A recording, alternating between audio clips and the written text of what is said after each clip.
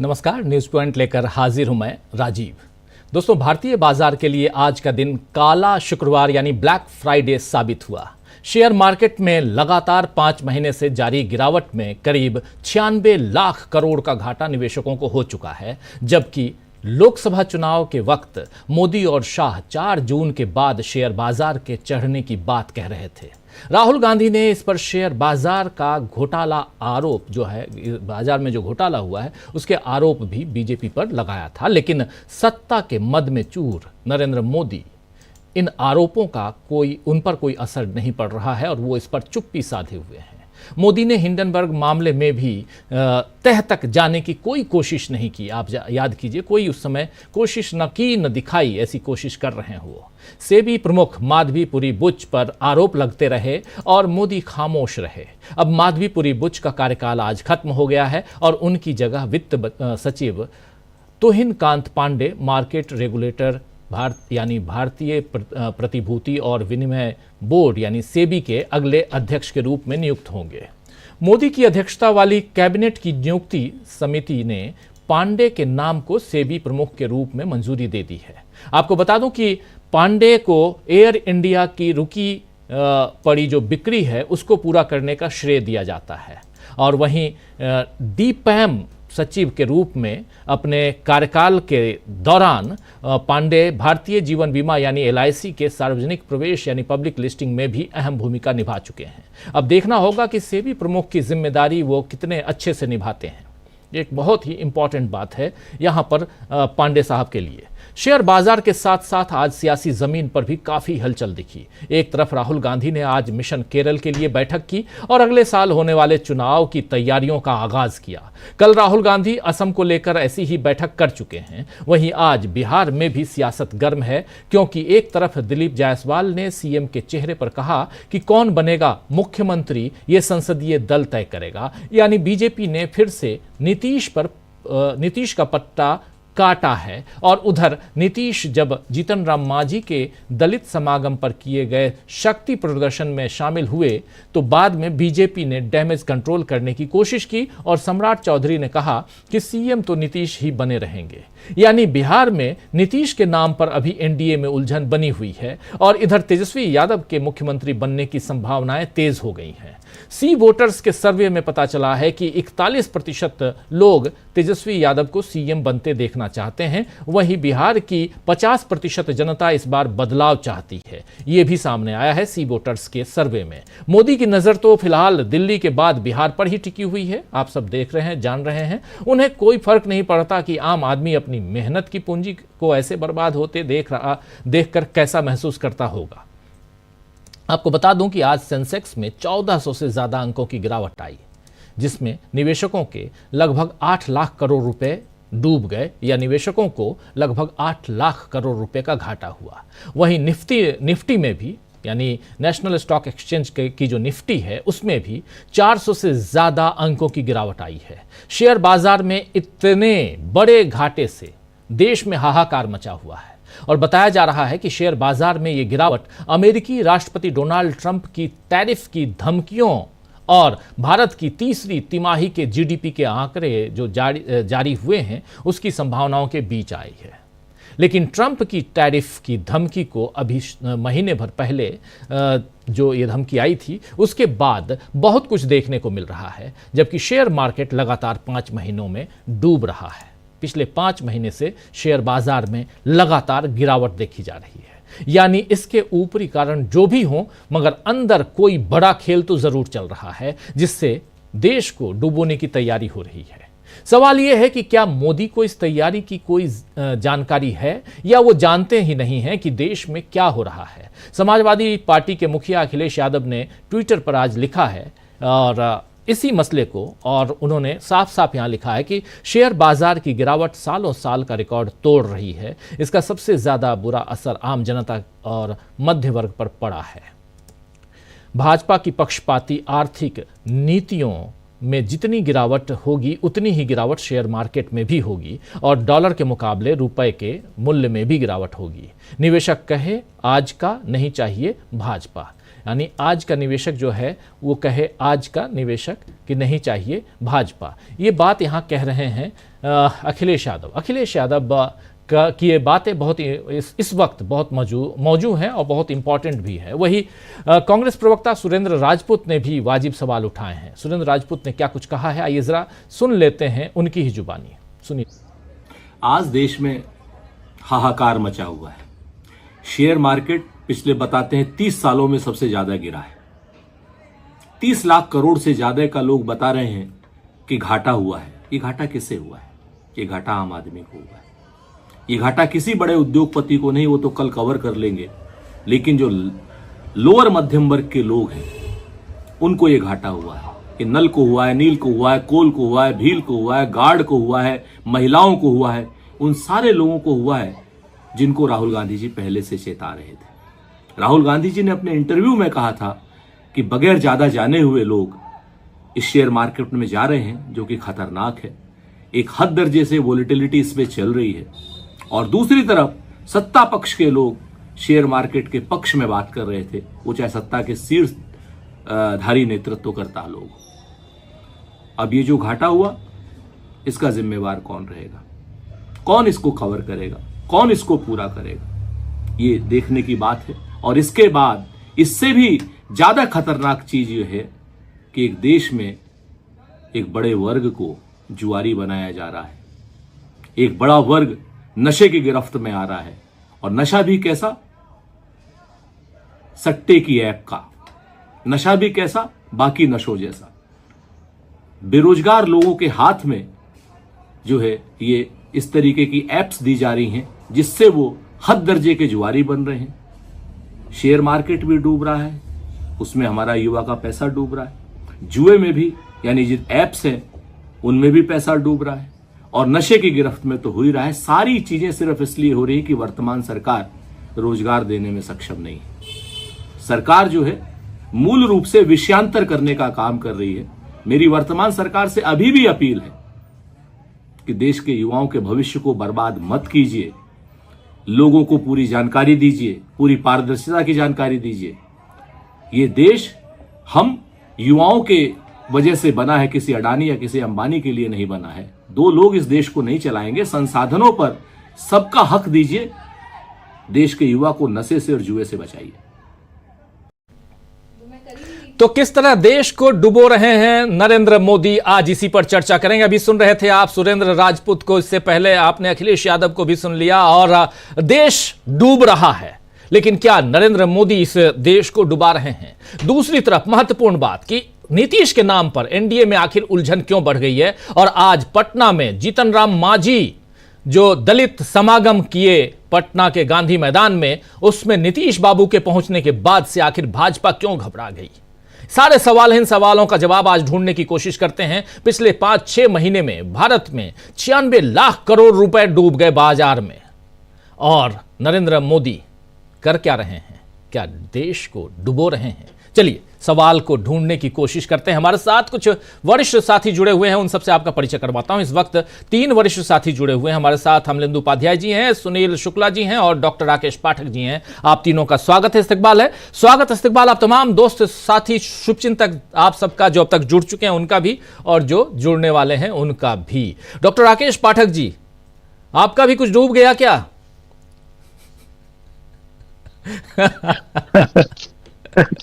मेरा कुछ भी डूब जाए तो गम नहीं होता सर, ये लेकिन ये देश डूब रहा है, इसकी गम फिक्र होता है। इसका फिक्र बिल्कुल। संयोग से मैं सब शेयर मार्केट को समझता नहीं हूँ, बिल्कुल भी आर्थिक मामलों में अंगूठा टेक हूँ। आज तक जिंदगी में डॉक्टर साहब 1 रुपए का शेयर नहीं खरीदा, 1 रुपए का शेयर आज तक अपनी जिंदगी में नहीं खरीदा। लेकिन देश का जो हाल है, देश की जो माली हालत है, वो तो एकदम बर्बादी का ऐलान कर रही है। 28-30 साल का सबसे बड़ा झटका आज लग गया है स्टॉक मार्केट को। सबसे चिंताजनक बात यह है सर कि माननीय प्रधानमंत्री नरेंद्र मोदी और गृह मंत्री अमित शाह ने लोकसभा चुनाव की मतगणना से पहले भोंपू मीडिया के चैनल्स को इंटरव्यू दिए थे जिसमें उन्होंने मशवरा दिया था। मशवरा क्या, एक तरह से आदेश दे रहे थे। अमित शाह तो कह रहे थे शेयर बाय कर लीजिए, खरीद लीजिए, अंग्रेजी में बाय बोला था, खरीद लीजिए। नरेंद्र मोदी भी एक भोपू मीडिया के चैनल से कह रहे थे कि ये बहुत अच्छा मौका है, लोगों को शेयर खरीद लेना चाहिए। कायदा तो ये कहता है राजीव जी, जहां तक मैंने अखबारों में पढ़ा और आप सब लोगों से सुना जाना है, कि जो सेबी के नियम है, स्टॉक मार्केट के जो नियम है, उसमें इस बात का प्रावधान है कि कोई भी ऐरा गैरा नत्थु खैरा शेयर खरीदने बेचने का मशवरा नहीं दे सकता। उसके लिए उसे बाकायदा रजिस्टर्ड होना पड़ता है, पंजीकृत। जो उसका पदनाम क्या है मुझे याद नहीं आ रहा, सुनील जी आप लोग बताएंगे। यानी स्टॉक मार्केट का जो इन्फ्लुएंसर है एक तरह से, वो जो रजिस्टर्ड परामर्शदाता होता है वही आपसे ये कह सकता है कि शेयर खरीदें। ब्रोकरेज कंपनीज जिस वक्त ब्रोकरेज कंपनीज होती हैं जी, ब्रोकरेज कंपनीज होती हैं, वही। बाकी आम आदमी है, मैं आपसे नहीं कह सकता हूं कि XYZ कंपनी के शेयर खरीद लीजिए जी, इस तरह से सार्वजनिक पटल पर। लेकिन देश के प्रधानमंत्री और नरेंद्र मोदी ने देश के सामने सब्ज बाग परोस दिए, लोग उनके झांसे में आ गए। लोगों को लगा हम तो दिन दूनी रात चौगनी तरक्की करेंगे, शुक्ल पक्ष के चंद्रमा की तरह, हमारे शेयर तो फलते फूलते रहेंगे। आज इस बात की जिम्मेदारी डॉक्टर साहब कौन लेगा? आज जिस तरह शेयर बाजार का, शेयर मार्केट का पटरा बैठ गया है, ध्वस्त हो गया है बाजार, क्या इसकी जिम्मेदारी नरेंद्र मोदी और अमित शाह लेंगे? क्या अपने परम पवित्र निर्धारित समय रात को 8 बजे टेलीविजन पर आकर प्रधानमंत्री राष्ट्र के नाम संबोधन देंगे? क्या वे ये स्वीकार करेंगे कि इस देश को जो लाखों करोड़ रुपए का नुकसान हो गया एक दिन में, पिछले कई दिनों से तो लगातार चल ही रहा था, उसके लिए सरकार जिम्मेदार है? क्या सरकार इसकी कोई भरपाई कर सकती है? क्या ऐसी कोई प्रक्रिया है जिसके लिए प्रधानमंत्री या गृह मंत्री को जिम्मेदार ठहराया जा सके कि उनके आह्वान पर, उनके अनुरोध करने पर, उनके प्रेरित करने पर जिन लाखों करोड़ों लोगों ने शेयर खरीदे थे, उनका भट्टा बैठ गया है, उसकी जिम्मेदारी इनके सिर पर डाली जा सके? क्योंकि ऐसा कोई कानून में प्रावधान नहीं है। लेकिन नैतिक रूप से इस देश के लोगों को यह समझना पड़ेगा कि वे किन लोगों के झांसे में आकर भेड़ चाल चल रहे हैं। अपने विवेक से, अपनी तर्क शक्ति से कोई निर्णय न लेकर इस तरह अपनी जमा पूंजी को अंधे कुएं में डालकर आज बर्बाद हो गए।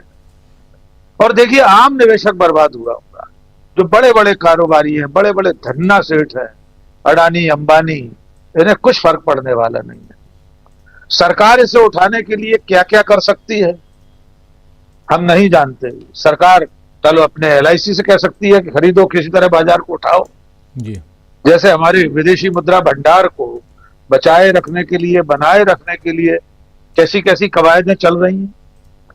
तो मुझे ऐसा लगता है कि सरकार ने अपनी रीति नीति से, अपने कामकाज से और सेबी जैसी संस्थाओं ने बड़े बड़े औद्योगिक घरानों के हित में काम करके उनके गड़बड़ घोटालों पर, उनकी आर्थिक अनियमितताओं पर, अडानी के मामले में सेबी ने क्या किया, सेबी की महामहिम चेयरपर्सन साहिबा आज रिटायर हो गई हैं। कोई जांच नहीं हुई, भारत सरकार ने हिंडनबर्ग की रिपोर्ट पर उसे कालीन के नीचे सरका दिया। सेबी की चेयरपर्सन की क्या भूमिका थी, वे खुद कैसे कैसे कंपनियों में पति किस रूप में शामिल थे। जब सरकार खुद इस तरह के गड़बड़ घोटालों को ढांकने का काम करेगी, उसे संरक्षण देगी, गलत तरीकों को, गलत तरीके से काम करने वाले लोगों को, तो उसका खामियाजा अंत में देश के आम नागरिक को, आम निवेशक को भुगतना पड़ेगा, जिसने अपनी मेहनत की कमाई में से बचत करके, अपना पेट काट के इस उम्मीद में शेयर खरीदे होंगे कि कल ये 40 रुपए का शेयर 60 का होगा, 80 का होगा, इसको बेचकर मैं अपने बच्चे की पढ़ाई करवाऊंगा, लड़की की शादी करूंगा या अपने जीवन की और जरूरियात पूरी करूंगा। उस सब के सामने आज की तारीख में इतना भयावह संकट खड़ा हो गया है उन हजारों लाखों निवेशकों के सामने है जिनका पैसा आज डूब गया। इसकी भरपाई कैसे होगी कोई नहीं जानता, इसका जवाब कोई नहीं दे सकता। जी राजीव जी। जी बिल्कुल, कौन देगा आखिर जवाब इसका, ये बहुत यहाँ इंपॉर्टेंट है, समझना जरूरी है। लेकिन दूसरी तरफ क्या सचमुच देश डूब रहा है, ये एक बड़ा सवाल है। सुनील शुक्ला जी कैसे देखते हैं? धन्यवाद राजीव जी। शेयर मार्केट कोई किसी राजकीय आदेश से तो गिरता उठता नहीं है। कुछ किसी पंचों की राय तो होती नहीं कि आज शेयर मार्केट को उठा दिया जाए और फिर उसको गिरा दिया जाए। जी, सरकार की नीतियां होती हैं, ये सरकार के आर्थिक कार्यक्रम होते हैं जिनकी वजह से लोगों को लगता है और इस कि व्यापार बढ़ेगा, घटेगा, लाभ होगा, नुकसान होगा। इन तमाम कई कारण होते हैं आर्थिक गतिविधियों के जिनके कारण से शेयर की कीमतें बढ़ती हैं या घटती हैं। अगर अंतरराष्ट्रीय बाजार में भारत के ऊपर एक अमेरिकी राष्ट्रपति प्रधानमंत्री की मौजूदगी में गलत आर्थिक नीतियों अपनाने का आरोप लगाएंगे और प्रधानमंत्री चुप रहेंगे तो इसका असर नहीं पड़ेगा। अगर टैरिफ लगाने को लेकर के यूएस प्रेसिडेंट के जो आरोप है भारत के खिलाफ, अगर उसका प्रतिकार नहीं किया जाएगा तो क्या इसका अर्थव्यवस्था पर असर नहीं पड़ेगा? अगर विदेशी निवेशक बड़ी संख्या में बड़े पैमाने पर जो पैसा उन्होंने निवेश किया है वो निकाल लेंगे तो क्या इसका असर अर्थव्यवस्था पर नहीं पड़ेगा? और क्या उन कारणों को नहीं तलाशा जाना चाहिए कि आखिर जो विदेशी निवेशक हैं वो इतने बड़े पैमाने पर पैसा क्यों निकाल रहे हैं? जी, इसकी जानकारी किसके पास होगी? हमारे पास होगी कि आपके पास होगी? उन कारणों की जानकारी निश्चित रूप से सरकार के पास होगी, सरकार को देना चाहिए। आखिर विदेशी निवेशकों को हमारी औद्योगिक गतिविधियों, आर्थिक गतिविधियों में विश्वास क्यों नहीं बन पा रहा है? स्वाभाविक सी बात है कि अगर आपकी प्राथमिकताओं में धार्मिक गतिविधियां हैं, मंदिर का निर्माण, कुंभ का स्नान, में धार्मिक स्थलों पर कॉरिडोर का निर्माण, अगर सरकार इसको अपनी उपलब्धि बताती रहेगी तो स्वाभाविक सी बात है कि आप देश के औद्योगिक विकास और आर्थिक व्यवस्था के ऊपर आपका कोई ध्यान नहीं है, वो आपकी प्राथमिकताओं में ही नहीं है। और जब आपकी प्राथमिकताएं नहीं होंगी तो आपका शेयर बाजार कैसे बढ़ जाएगा?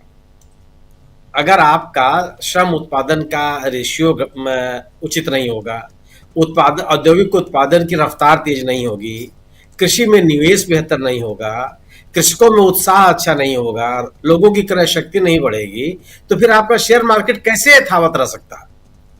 क्यों रहेगा?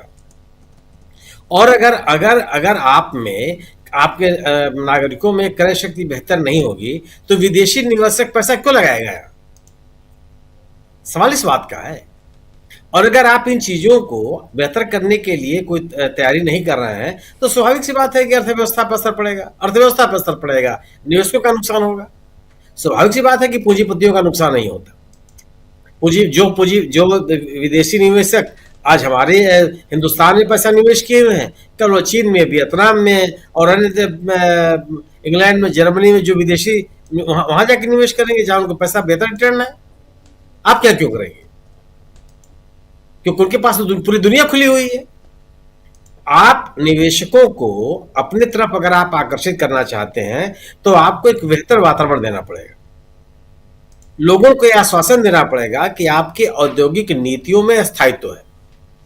अचानक से विदेशों में बनने वाली चीजों का जिसका टैरिफ में घटा करके आप 10%, 15%, 20% कर देंगे तो कोई क्यों आपके पास आपके बाजार को स्थिर कैसे कोई मान लेगा?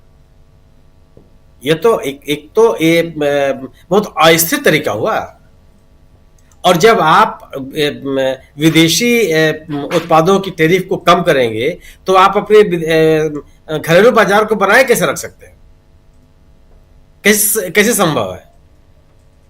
आप उसकी बात करें या न करें, आप उसको स्वीकार करें या न करें, लेकिन ये सरकार की नीतियां होती हैं जिसके कारण से आर्थिक गतिविधियां प्रभावित होती हैं। इसके अलावा और कोई कारण नहीं होता। एक छोटे समय के लिए आप कुछ लोग इसको प्रभावित करने की कोशिश कर सकते हैं, लेकिन कुछ समूहों की वजह से लगातार और इस बुरी तरह से बाजार प्रभावित हो जाए, मैं नहीं स्वीकार करता इसको। और अगर सरकार अपने औद्योगिक विकास को बेहतर नहीं करना चाहती है, नहीं करेगी, अगर अर्थव्यवस्था के ऊपर उसका ध्यान नहीं होगा, तो लोगों को ऐसे ही अपने पैसे डुबोने पड़ेंगे। इसका अन्य कोई तरीका नहीं हो सकता। औद्योगिक विकास को बेहतर किए बगैर, उत्पादन को बढ़ाए बगैर, क्वालिटी उत्पादन को बढ़ाए बगैर, जिसकी पूरी दुनिया में मांग हो, आप अपनी अर्थव्यवस्था को बेहतर नहीं कर सकते। इसीलिए आप चाहे जीडीपी के टारगेट्स हो, और चाहे प्रति व्यक्ति आय का सवाल हो, चाहे प्रति व्यक्ति क्रय शक्ति का सवाल हो, हर जगह हम गिरते जा रहे हैं। पूरी दुनिया के पैमाने पर हमारी स्थिति सबसे खराब है। तो अगर ये स्थिति रहेगी तो स्वाभाविक सी बात है कि बाजार डूबेगा, और जब बाजार डूबेगा तो निवेशक का नुकसान होगा। और ये निवेशक निश्चित रूप से सामान्य निवेशक होता है, कोई बड़ा पूंजीपति नहीं होता इसमें। वही स्थिति राजनीति की भी है। अब बिहार की राजनीति की चर्चा कर रहे हैं। यही जो फार्मूला भारतीय जनता पार्टी बिहार में अपना रही है, वही तो फार्मूला उसने महाराष्ट्र में अपनाया था। महाराष्ट्र में भी सरकार ने कहा, बीजेपी ने कहा था कि एकनाथ शिंदे साहब के नेतृत्व में चुनाव लड़ा जाएगा, लेकिन मुख्यमंत्री के वो चेहरा होंगे वो कभी नहीं कहा। बिहार में भी स्थिति यही हो रही है। भारतीय जनता पार्टी के जो प्रदेश अध्यक्ष है दिलीप जायसवाल साहब का, वो जो बयान दे रहे हैं कि नीतीश कुमार के नेतृत्व में चुनाव लड़ा जाएगा, मुख्यमंत्री कौन होगा यह विधायक तय करेंगे। आज तक किस ये भी दिल्ली में जो मुख्यमंत्री का चुनाव हुआ है, क्या विधायक तय किया है क्या? वहां विधायकों में कोई बहस हुई है? विधायकों की तरफ से प्रस्ताव आया है कि बता दिया गया कि मुख्यमंत्री होंगे और सभी लोग उनके पक्ष में खड़े होंगे। आज तक जितने मुख्यमंत्री चुने गए भारतीय जनता पार्टी के, जहां जहां जीत दर्ज की है, कई विधायकों ने चुना कि विधायकों की मोहर क्यों लगाई गई। और आप वहां ज्ञान दे रहे हैं कि बिहार में तो भारतीय जनता पार्टी और जनता दल यूनाइटेड के जो विधायक, नवनिर्वाचित विधायक होंगे, वो मुख्यमंत्री का चयन करेंगे। अगर आप मुख्यमंत्री का चेहरा नहीं घोषित करेंगे तो मुझे तो नहीं लगता कि गठबंधन चल पाएगा। मुख्यमंत्री का चेहरा न घोषित करना यानी कि जदयू को, जनता दल यूनाइटेड को बैक बेंच पर रखना है। आप उसको उतनी भी सीट नहीं देंगे कि वह उसकी एक प्रमुख भागीदारी हो पावे सरकार में। और कमजोर जनता दल यूनाइटेड अपना मुख्यमंत्री नहीं बना सकता, संभव ही नहीं है।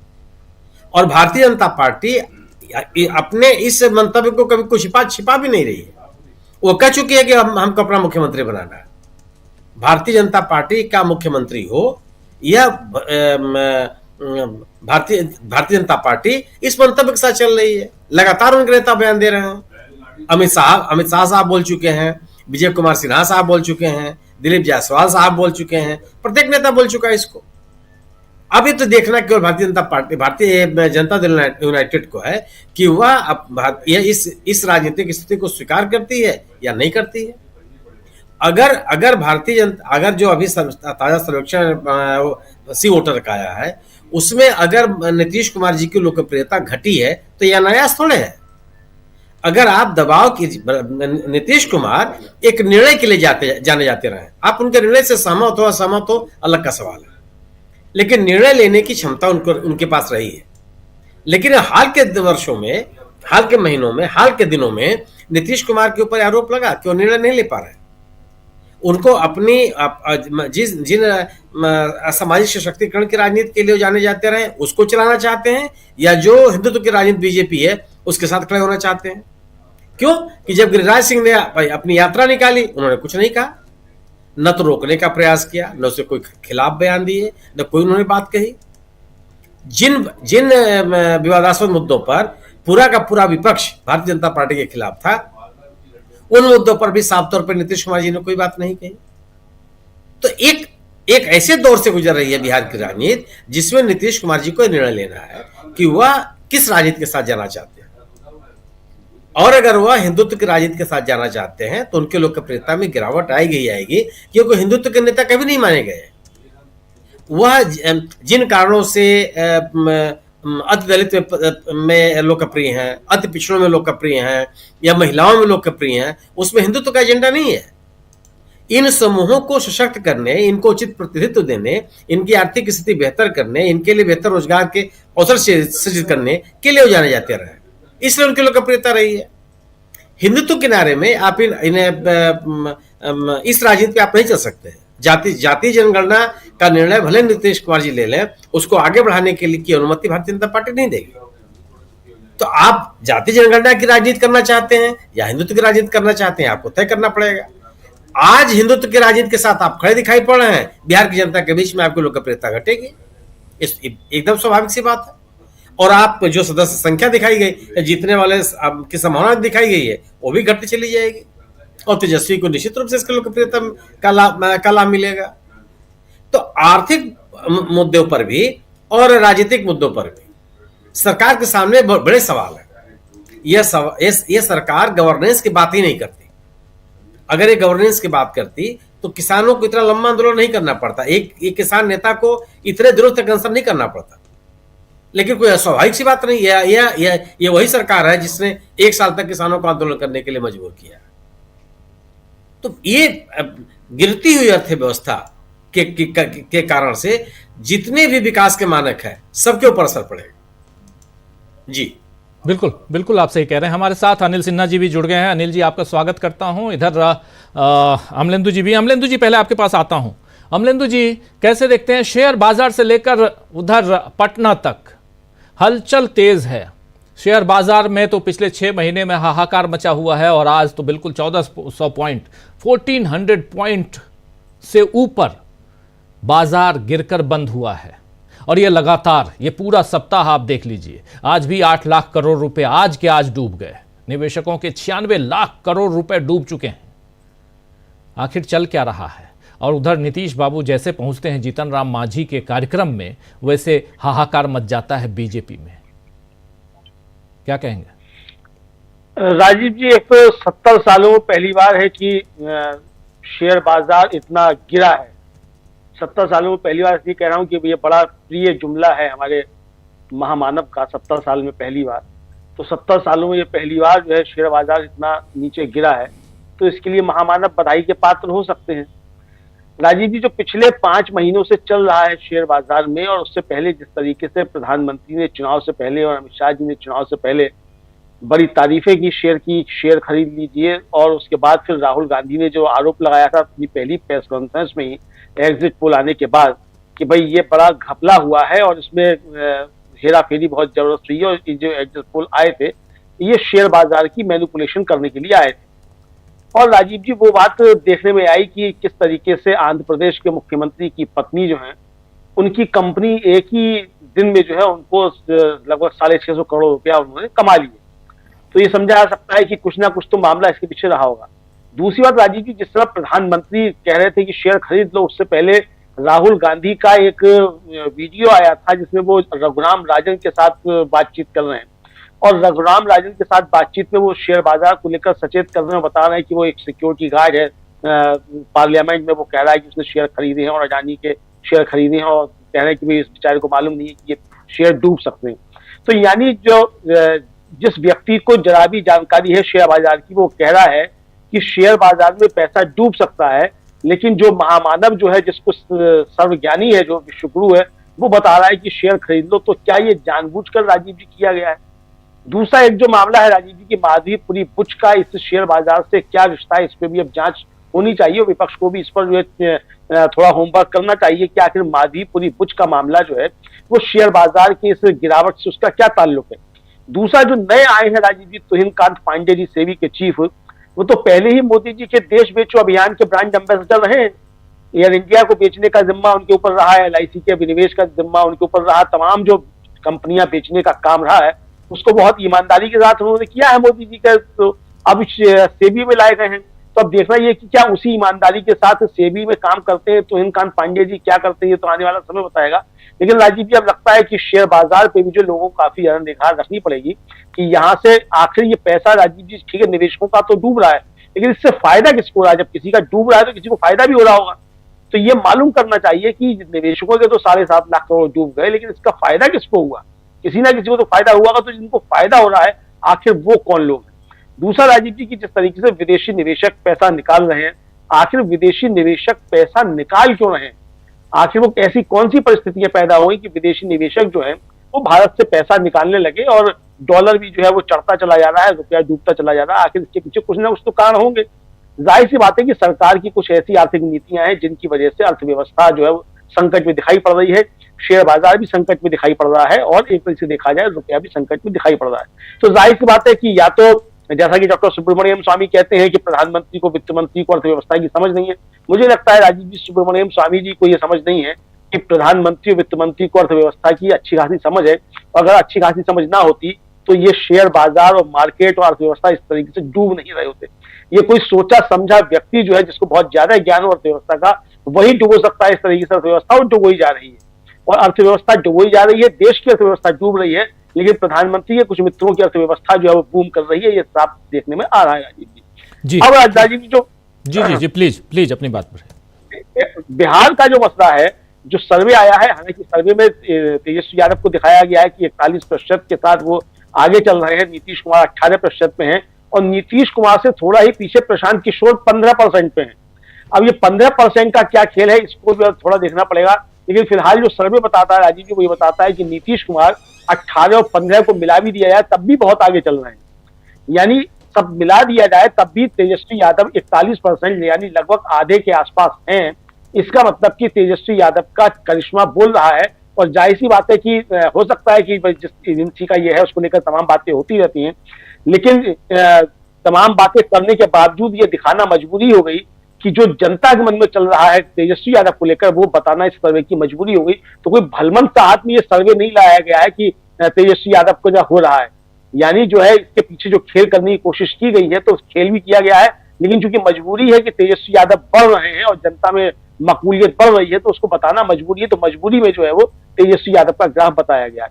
अब नीतीश कुमार जो मांझी जी की उसमें पहुंचे जनसभा में राजीव जी, उन्होंने सीधे सीधे ये एक तरह से कहा जाए चैलेंज या चुनौती या कहिए संकेत भारतीय जनता पार्टी को दिया है कि मोदी जी आप हमको लावला मुख्यमंत्री कहकर शिंदे बनाने की अगर कोशिश करेंगे तो हम भी आपकी टांगा पलटी कर देंगे, ये आप समझ लीजिए। जी राजीव जी बिल्कुल बिल्कुल। नीतीश कुमार से लेकर इधर मुंबई शेयर बाजार तक का हलचल तेज है और इसकी हम चर्चा कर रहे हैं। दोस्तों जो साथी बाद में जुड़े हैं, आप सबका एक बार फिर स्वागत करता हूं, इस्तकबाल करता हूं। दरअसल आज शेयर बाजार, आज आखिरी दिन था, फ्राइडे, ब्लैक फ्राइडे हो गया शेयर बाजार के हिसाब से, क्योंकि 8 लाख करोड़ रुपए के लगभग आज के आज डूब गया और उसके अलावा पिछले 6 महीने में 96 लाख करोड़ 96 लाख करोड़ रुपये डूब चुके हैं इसी शेयर बाजार से भारतीय निवेशकों के, इंडियन निवेशकों के।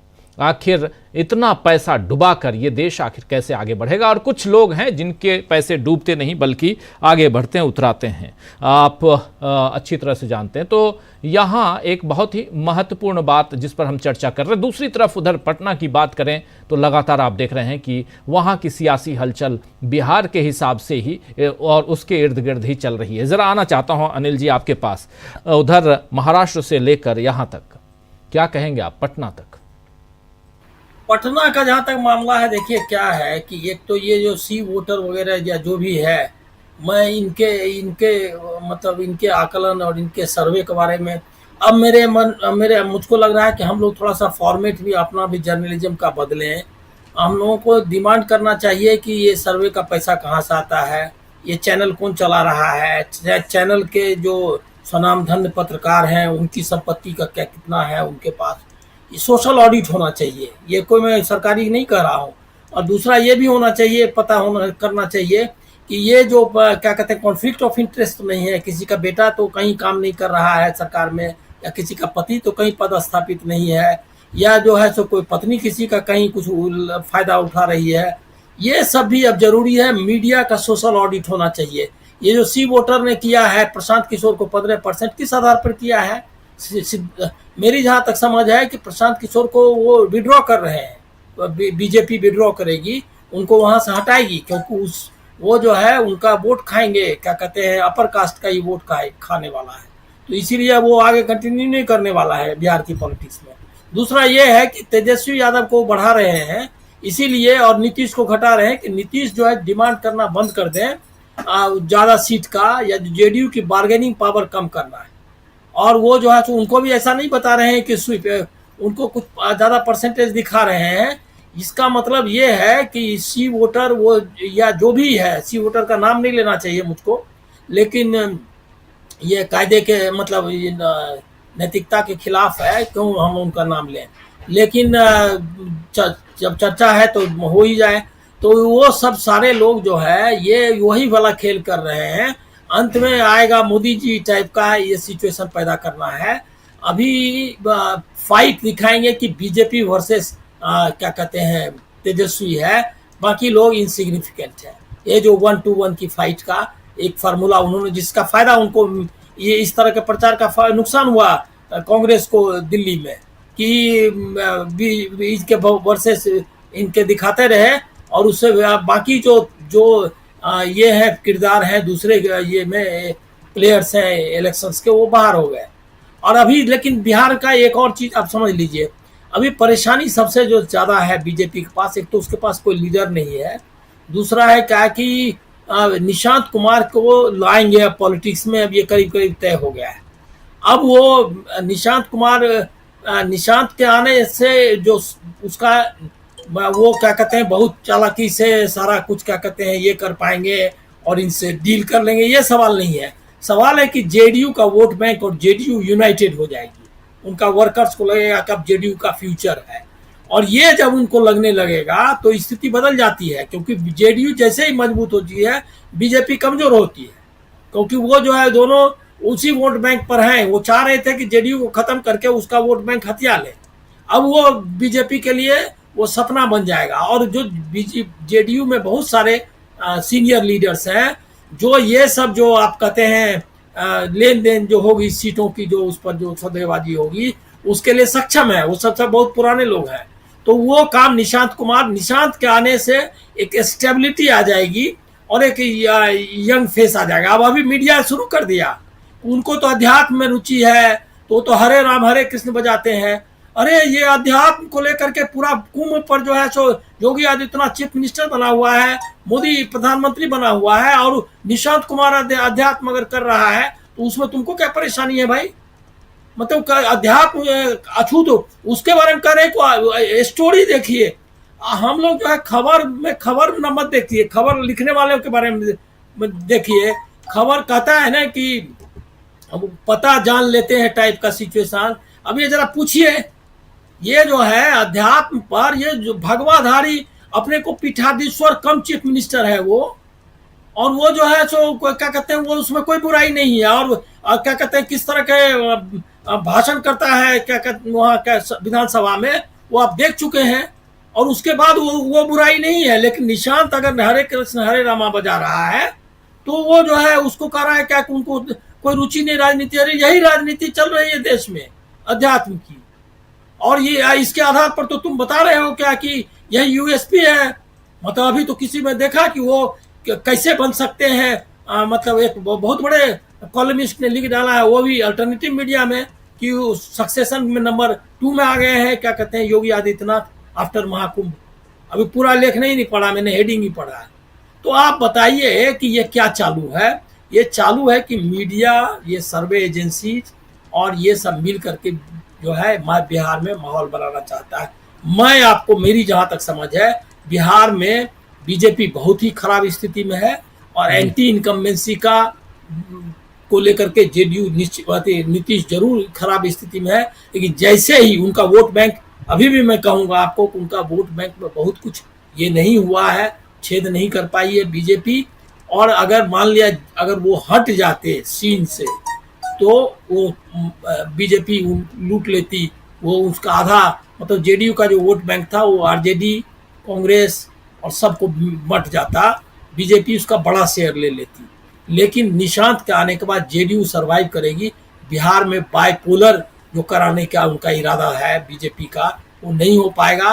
बिहार में मल्टीपोलर ही रहेगा, लेफ्ट भी है, कांग्रेस भी कुछ है, सब रहेगा। ये मल्टीपोलर कंटेस्ट में बीजेपी कुछ नहीं कर पाएगी। वो इस बार मैं आपको बोलता हूं कि अगर ढंग से सब कुछ होगा तो जिस तरह से जेडीयू को धक्का दे दिया था उन्होंने, वो जेडीयू को धक्का भी नहीं दे पाएंगे। इस बार चिराग पासवान भी अलर्ट है, क्योंकि उसको लग रहा है कि अगर ऐसे ही चलता रहा तो उसका भी उसको तो बहुत ये तेजस्वी चिराग ये सब तो लंबे समय तक रहना है इनको, तो ये जो है ये टिके रहेगा। अब 2 लाइन में आपको ये शेयर बाजार में बताता हूँ। अभी बताइए कि इतने से आरबीआई का गवर्नर जाके पीएमओ में बैठ गया है, उसके बाद जो सेबी की जो ये है चीफ है, वो जो है सो उसके पर इतने आरोप लगे हुए हैं। कौन सा शेयर बाजार को आप बचाना चाहते हैं? ये किसका शेयर बाजार? वो सब धांधली चल रहा है। अब उसमें वो वहाँ वादा करके चले आए हैं वो क्या कहते हैं, क्या क्या चीज इंपोर्ट करने का और टैरिफ वगैरह का जो ट्रम्प जिस तरह से चल रहा है। आपने ब्रिक्स में जो है क्या कहते हैं टिक करके जो डॉलर के खिलाफ चल रहा था वो कर सकते हैं। आपको तो मालूम ही है होगा कि सिर्फ शेयर बाजार का मामला थोड़ी ही है। इसका जो है क्या कहते हैं 87 हो के 87 चल रहा है ना, और 87 से ऊपर चल रहा है, ऊपर चल रहा है। वो मजबूत होने के लिए तैयार ही नहीं है रुपया। अब उसका क्या कर लीजिएगा? तो अभी आप पूरा इकोनॉमी चौपट है, और उसके बाद ये और उसी में जोड़ लीजिए इसको भी। और उसके बाद ये प्रधानमंत्री ऐसा है जो अपनी डिग्री के लिए भेज रहा है, डिग्री नहीं दिखाए इसके लिए जो है इसका सॉलिसिटर जनरल जो नंबर 2 ऑफिसर है लॉ ऑफिसर इंडिया का, वो जो है वहाँ दिल्ली हाई कोर्ट में अपियर हो रहा है इतने कॉन्स्टिट्यूशन वाले को छोड़ के कि वो जो है सो डिग्री नहीं दिखाना है। अब लीजिए, अब ये आप हैं कहाँ? बनाना रिपब्लिक में आप हैं। आप ये बात जब तक आप रियलाइज नहीं करेंगे तब तक आप पर्सपेक्टिव में चीजों को नहीं देख सकते हैं। ऐसा मेरा अंदाजा है, मतलब लगता है मुझे। बिल्कुल बिल्कुल। डॉक्टर साहब, जरा आपसे भी समझना चाहता हूं, क्या पटना की जो राजनीति है उसका असर भी देश की इस सियासत में, इकोनॉमी में, इन सब पर पड़ते हुए देखते हैं क्या आप? देखिए, सीधे सीधे इकोनॉमी में पड़ते हुए तो नहीं दिखाई देता, लेकिन जब भी पटना में हलचल होगी, कोई बड़ी उठापटक होगी, तब उसका असर केंद्र सरकार पर होगा, नरेंद्र मोदी की सरकार पर होगा। मैं अनिल सिन्हा जी की इस बात से सहमत हूं कि अभी नीतीश कुमार न तो उतने कमजोर पड़े, न उनकी जमीन अभी उतनी दर की है कि भारतीय जनता पार्टी सीधे सीधे उस स्थान को भर ले।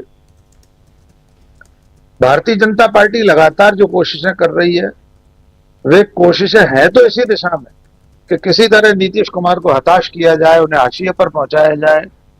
जैसा कि प्रदेश अध्यक्ष ने बयान दे दिया कि बाद में तय होगा। 7 बार के मुख्यमंत्री के रहते हुए, जिसकी कमान में आप सरकार चला रहे हैं, जिसके साथ गठबंधन में सरकार चला रहे हैं, उसके सिर पर इस बात की तलवार लटका देना कि विधायक दल की बैठक होगी तब मुख्यमंत्री तय होगा, वो कौन XYZ होगा, बीजेपी का होगा या नीतीश कुमार की पार्टी में से ही कोई और होगा। तो कुल मिलाकर बीजेपी चुनाव आते आते आते आते नीतीश कुमार को कॉर्नर करना चाहती है। लेकिन जहां तक सवाल बिहार की राजनीतिक गतिविधियों से देश के आर्थिक हालात का है, उसका सीधे संबंध हमें दिखाई नहीं देता। लेकिन जब भी केंद्र सरकार अस्थिर होगी, अस्थिर होती है, जब भी इस तरह की गतिविधियां होती हैं, या अंतर्राष्ट्रीय स्तर पर अमेरिका की नीतियों से, उसके टैरिफ के तौर तरीकों से, भारत को बार बार धमकाने से, हमसे जबरन कुछ खरीद करने के लिए हमें मजबूर करने से, इन सब चीजों से बाजार जरूर प्रभावित होता है। लेकिन इस मौके पर एक प्रश्न पूछने का मेरा मन है। आपको याद होगा कुछ साल पहले, शायद नरेंद्र मोदी जब पहली बार प्रधानमंत्री बने थे, उसके कुछ साल बाद दिल्ली का विधानसभा चुनाव था। संयोग से अंतर्राष्ट्रीय बाजार में जो तेल की कीमतें थी उसमें उतार चढ़ाव होने के कारण भारत में 1 आध रुपया आना पाई का फर्क पड़ा था, पेट्रोल डीजल की कीमतों में कम हुई थी। तब नरेंद्र मोदी ने दिल्ली की एक आम सभा में राजीव जी कहा था कि मेरे नसीब से पेट्रोल की कीमतें कम हो रही हैं, तो इसमें विपक्षी लोगों को दिक्कत क्या है, क्या तकलीफ है भाई अगर मेरे नसीब से कीमतें कम हो रही हैं। तो आज मैं आपके पटल से, अपने पटल से ये सवाल पूछना चाहता हूं कि आज जो शेयर मार्केट डूबा है वो किसके नसीब से डूबा है? क्या प्रधानमंत्री कहेंगे कि उनका नसीब खराब है, इसलिए भारत के हजारों लाखों लोगों का करोड़ों रुपए का नुकसान हो गया है? क्या वे स्वीकार करेंगे कि उनके नसीब के चलते भारत के लोग अपमानजनक तरीके से विदेश से, अमेरिका से भेजे जा रहे हैं हथकड़ी बेड़ी में? तो कुल मिलाकर कई ऐसे सवाल हैं जिनके जवाब नरेंद्र मोदी की तरफ से आना चाहिए, लेकिन चूंकि वे सवालों के लिए उपस्थित नहीं है, उपलब्ध नहीं है, इसलिए ऐसे सवाल उनसे पूछे नहीं जा सकते। अमेरिका में मजबूरी में डोनाल्ड ट्रंप ने बगल में बिठा दिया था, तो क्या दशा हुई थी वो भी हमने देख लिया। हमने पहली बार देखा कि टेलीप्रॉम्प्टर तक रखे गए थे प्रेस कॉन्फ्रेंस में। तो मैं समझता हूं इस वक्त नरेंद्र मोदी की रीति नीति से, उनके क्रियाकलापों से, उनकी बोली बानी से, उनकी कथनी करनी से देश लगातार रसातल की ओर जा रहा है। वे और उनकी सरकार जिन दो बड़े पायों पर टिकी है, उनमें से एक पाया बिहार का है, नीतीश कुमार की पार्टी का है। बीजेपी के पास दो ही चारे हैं, या तो नीतीश कुमार की पार्टी को निगल ले, डायनासोर बनकर उसको अपना ग्रास बना ले, या चुनाव से पहले उससे मुक्त हो जाए, उससे दूरी बना ले। क्योंकि जिस तरह के सर्वे सामने आ रहे हैं, तेजस्वी यादव जिस तरह का चुनाव लड़ रहे हैं, उससे लग रहा है कि जनता के बीच में उनकी स्वीकार्यता बढ़ रही है। और इस मौके पर इस बात को भी दोहराना जरूरी है कि पिछले विधानसभा चुनाव में आधी रात तक नीतीश कुमार, तेजस्वी यादव, भारतीय जनता पार्टी, इन पार्टियों की क्या स्थिति थी, किस तरह से आधी रात तक कई जिलों में कलेक्टरों ने मतगणना रुकवाई थी, गिनती का ऐलान करने से रोका था खुद को। आधी रात को 12 बजे तक हम सब लोग टेलीविजन पर बैठे हुए थे। वो फैसले आज तक संदिग्ध हैं। कितनी ऐसी सीटें थी जिसके फैसले कुछ और होते तो हो सकता है तेजस्वी यादव मुख्यमंत्री होते पिछले 5 साल से। तब से कोई बहुत बड़ा नुकसान तो राजद को या तेजस्वी यादव को नहीं हुआ। लोकसभा चुनाव में निश्चित ही उनका प्रदर्शन अच्छा नहीं रहा, लेकिन विधानसभा में भी तो सीधी चुनौती देते दिखाई दे रहे हैं। बीजेपी आज तक वहां सरकार नहीं बना पाई है, ये भी एक ऐतिहासिक तथ्य है कि अपने दम पर नहीं बना पाई सरकार। तो मुझे लग रहा है कि बिहार से निपटते निपटते मोदी के सामने ये जो आर्थिक संकट आ गया है, विदेशी मुद्रा भंडार खाली हो रहा है, रुपया रसातल में जा रहा है, 87.40 है शायद आज की तारीख में जी $1 की कीमत। तो नरेंद्र मोदी और उनकी सरकार हर मोर्चे पर विफल हो रही है, लेकिन ये जो मोर्चा है, आर्थिक मोर्चा, इससे हर आम और खास आदमी जुड़ा हुआ है। देश के साधारण से साधारण मेहनतकश व्यक्ति, साधारण किसान, मजदूरों के परिवारों के युवा, सब लोग शेयर में काम करते हैं लगाते। और ये जो शेयर मार्केट बैठा है, इससे समाज के भीतर का जो सामान्य तबका है, जो निवेशक है, उसकी कमर टूट गई है। इसका खामियाजा भी तो सरकार को एक न एक दिन भुगतना पड़ेगा।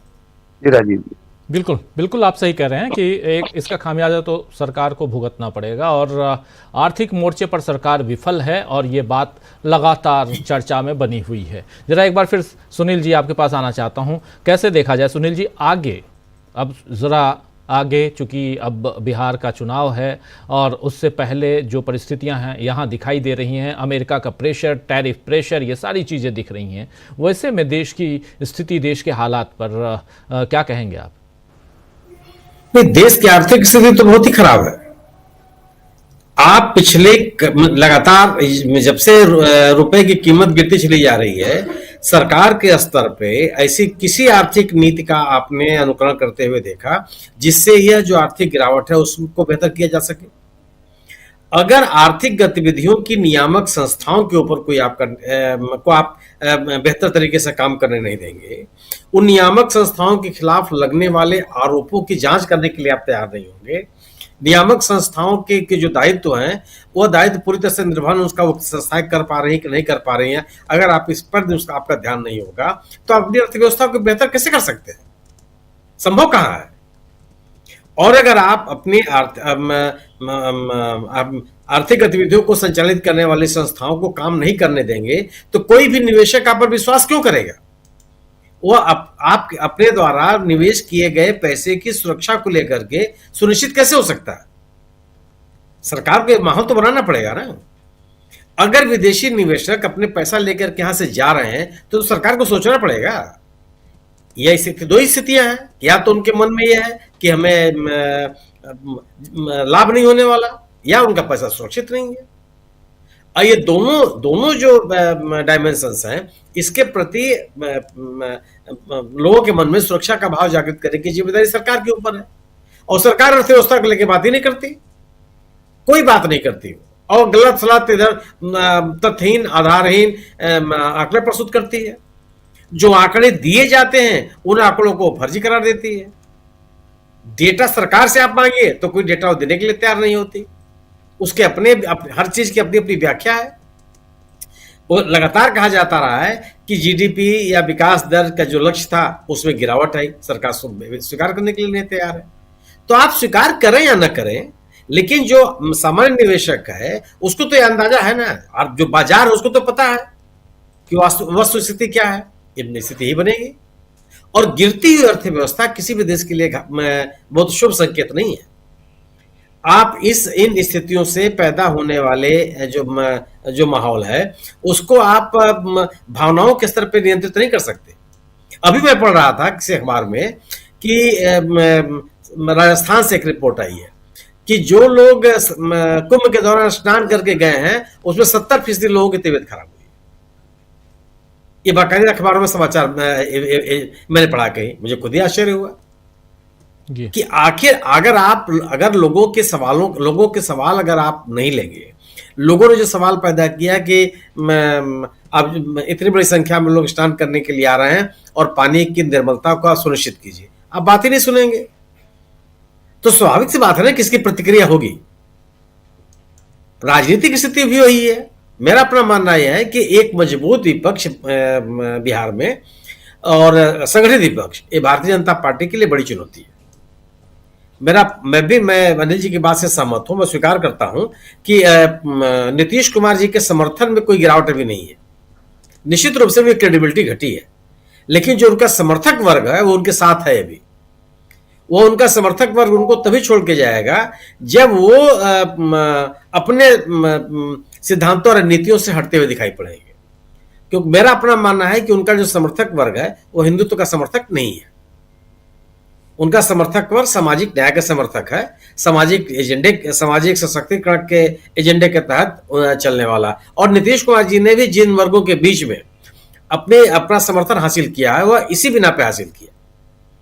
वह किसी भावनात्मक लहर के आधार पर उन्होंने नहीं हासिल किया।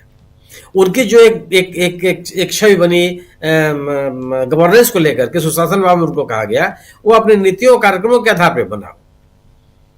लेकिन अगर भारतीय जनता पार्टी उनको हाशिए पर डालने की कोशिश करेगी तो मुझे लगता है कि उनका नीतीश कुमार जी का समर्थक वर्ग बीजेपी के साथ नहीं जा सकता। बीजेपी के साथ तभी जाएगा जब वह एक मजबूत नीतीश कुमार भारतीय जनता पार्टी के द्वारा दिखेगी। लेकिन ये जरूर है कि विपक्ष में खासतौर से आरजेडी, कांग्रेस और वामपंथी दल, ये तीनों मजबूत स्थिति में है। और यही स्थिति है कि जो प्रशांत कुमार के माध्यम से जो भारतीय जनता पार्टी विपक्ष के वोट में हिस्सेदारी करना चाह रही थी उससे उसको कोई लाभ नहीं मिला। और ये मैं इस बात से भी सहमत हूं कि जो उनको 15% की पॉपुलैरिटी दिखाई जा रही, अरे कौन सा वर्ग उनको इतना समर्थन दे रहा, किस वर्ग के प्रतिनिधि हो गए हो? अगर आप सवर्ण तबके की बात करेंगे और बीजेपी के साथ हिंदुत्व के नाम पर, पिछड़ों की बात करेंगे तो आरजेडी के साथ है या जेडीयू के साथ है, अल्पसंख्यक की बात करेंगे तो आरजेडी के साथ है या कांग्रेस के साथ है, जो दलित हैं वो कांग्रेस के साथ है या एलजेपी के साथ है, चिराग पासवान के साथ है, एक बड़ा वर्ग। तो आखिर कौन सा समूह है, समाज का कौन सा वर्ग है जो प्रशांत जी के साथ खड़ा हो गया? प्रशांत कुमार ने ऐसी कौन सी राजनीतिक परिवर्तन ला दिया बिहार में जिससे कि 15% का लोगों का जनसमर्थन उनको मिलने लगा? और सही है, इस तरह के सर्वेक्षणों की विश्वसनीयता के लिए यह जानना आवश्यक है कि आखिर कौन लोग उसका इस तरह के सर्वेक्षण कर रहे हैं, उन सर्वेक्षणों के पीछे कौन है। देशमुख साहब को लेकर के तरह तरह के सवाल पैदा होते हैं। तो ये, और व्यक्तिगत तौर पर तो मैं भी कभी इस तरह के सर्वेक्षणों को बहुत विश्वास में करता नहीं, लेकिन अगर मान लीजिए सर्वेक्षणों की बात अगर एकेडमिक बहस के लिए भी लिया जाए तो यह बात तो होनी चाहिए कि आखिर सर्वेक्षण कर कौन रहा है जी, कौन लोग इस तरह की बात ला रहे हैं। खैर जो भी हो, मेरा अपना यह मानना है कि बिहार में एक संयुक्त विपक्ष और मजबूत विपक्ष, महागठबंधन में कोई दरार नहीं है। और न तो आरजेडी के समर्थक वर्ग में कोई गिरावट है। हाँ, निश्चित रूप से मेरा मानना है कि आरजेडी को अपने समर्थन के आधार को और विस्तारित करना पड़ेगा। जो प्रयास, जो प्रयोग अखिलेश यादव ने उत्तर प्रदेश में किए कि गैर यादव जो पिछड़ा वर्ग है उसको अपने साथ जोड़ने की कोशिश, और कांग्रेस के साथ रहने से उसकी बढ़ती हुई विश्वसनीयता, तो यह जो महागठबंधन की राजनीति है वो मुझे लगता है कि एनडीए के लिए बड़ी चुनौती है बिहार में। और अगर अगर अगर सरकार देश की अर्थव्यवस्था को लेकर के जो हालात हैं, अगर उनको स्वीकार करने के लिए नहीं तैयार होगी और उसमें सुधार के प्रयास नहीं करेगी, इन मुद्दों पर अपने आप को कंसंट्रेट नहीं करेगी, देश की अर्थव्यवस्था कहां से सुधार लेंगे आप कृषि में कोई बात नहीं करना चाहते, रोजगार में बात नहीं करना चाहते, औद्योगिक उत्पादन पे बात नहीं करना चाहते, आर्थिक सुरक्षा पे बात नहीं करना चाहते हैं, निवेशकों के पैसे को लेकर के आप कोई सुरक्षा का आश्वासन नहीं देना चाहते, तो अर्थव्यवस्था कैसे सुधार लेंगे? और अर्थव्यवस्था बेहतर न करने की स्थिति में, अर्थव्यवस्था पर ध्यान दिए बगैर आप विकसित भारत और जो बनाने का सपना देख रहे हैं वो केवल कोरा एक आश्वासन है, इसके अलावा कुछ नहीं है। जी बिल्कुल बिल्कुल, विकसित भारत तक की बात 2047 तक हम देखने लगते हैं कि भारत बिल्कुल विकसित हो गया है और अमेरिका से टक्कर ले रहा है। ना हमको रूस से कुछ खरीदने की ज़रूरत पड़ रही है, ना अमेरिका से खरीदने की ज़रूरत पड़ रही है, और ये लोग हमसे खरीद रहे हैं। ऐसे सपने देखने लगते हैं हम जब विकसित भारत की बात होती है। अभी तो प्रधानमंत्री जी जाते हैं, चाहे फ्रांस हो, जर्मनी हो, इटली हो, अमेरिका हो या इजराइल या रूस, हर जगह से कुछ ना कुछ खरीद कर लाते हैं। कुछ ऐसा भी हो कि हमारे देश में, या सिर्फ और सिर्फ यही है कि विकसित भारत का नारा दीजिए, सपने दिखाइए। पहले 2022 का सपना दिखाया गया, लेकिन लगा कि नहीं, ये बहुत छोटा टारगेट दे दिया गया था, अब बड़ा टारगेट दो, 2047 की बात करो। ऐसे ही चल रहा है। अनिल जी, कैसे देखते हैं आप? विकसित भारत हो, लेकिन बात जो है वो अटकती है जाकर पटना पे, बात अटकती है बिहार की राजनीति सियासत पे। देखिए, ये जो विकसित भारत वाला है वो बहुत इंटरेस्टिंग है। आप लोगों ने उनका ब्लॉग पढ़ा कि नहीं, जो महाकुंभ का समापन हुआ है? जी पढ़ा। उसमें उन्होंने लिखा है कि संतों ने जो है जो प्रेरणा दी, उससे ये विकसित भारत, मतलब हम लोग जो विकास किए हैं और जो 144 साल में जमा होते हैं, अभी ये कहने लगा है, पता नहीं, हम तो हर साल सुनते थे कि लोग हर मतलब कुंभ का जो लगता था, अर्ध कुंभ वगैरह क्या, वो तो बहुत दिन से सुनते आ रहे हैं, लेकिन अभी 144 साल वाला आंकड़ा है, वो छोड़ दीजिए उसको, उसमें जाएंगे नहीं, क्योंकि एस्ट्रोलॉजी मुझको आती नहीं है और एस्ट्रोलॉजी जानना भी नहीं चाहता मैं ज़्यादा। लेकिन ये जो है विकसित भारत में, उसमें आप पढ़िए तो आपको पता चलेगा, ये संत जो है वो उसकी प्रेरणा से भारत विकास करेगा आगे, और पीछे भी जो विकास हुआ है उनकी वजह से। एक तो वो मुद्दा मतलब उन्होंने कहा है। दूसरा है कि विकसित उसमें है आगे प्लान देखिए। अरे कहीं आप किस तरह से सोचते हैं कि आपकी मुंबई में मतलब शेयर मार्केट की हालत सुधर जाएगी? अभी 45 दिन से पूरा आपका पूरा महकमा जो है, पूरा देश जो है, दुनिया में ट्रंप आ गया, लोग परेशान थे कि ट्रंप क्या करेगा नहीं करेगा, कोई यूक्रेन भाग रहा है, कोई वहाँ बातचीत कर रहा है, वहाँ का फ्रांस का ये जो है वहाँ जा रहा है, क्या कहते हैं, अमेरिका जा रहा है, और ये हम लोग लगे हुए थे क्या कि कुंभ में डुबकी लगाना कैसे है और डुबकी लगाने के क्या क्या फायदे हैं।